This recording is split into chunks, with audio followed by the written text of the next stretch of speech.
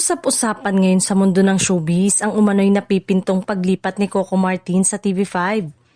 Kasunod na maagang pagtatapos ng kasunduan ng TV5 Network at ABS-CBN Studios. Ayon sa mga ulat, napaagang pagtatapos ng partnership dahil sa sinasabing issue sa pananalapi na umabot umano sa bilyon peso.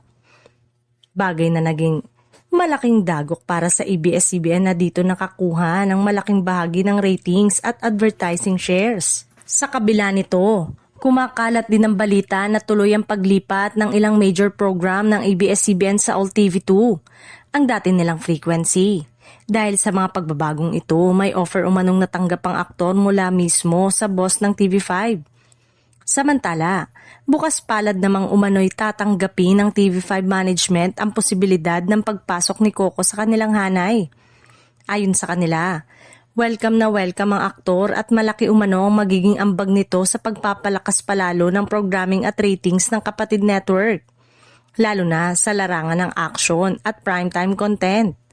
Lalong umigting ang espekulasyon ng kumpirmahin kamakailan ni Manuel V. Pangilinan o MVP, Chairman Emeritus ng MediaQuest na TV5 Network, na may mga nakaambang proyekto para kay Coco sa ilalim ng MediaQuest.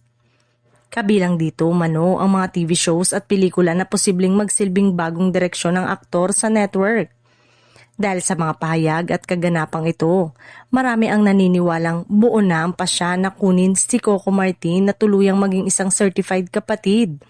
Gayunpaman, habang wala pang formal na anunsyo mula sa panig ng aktor, nananatiling abangan ng publiko kung tuloy na nga ba ang pagtalo ng isa sa pinakamalalaking pangalan sa industriya ng telebisyon, na para sa ilan naman ay malabong mangyari lalo pa at loyal ito sa Kapamilya Network.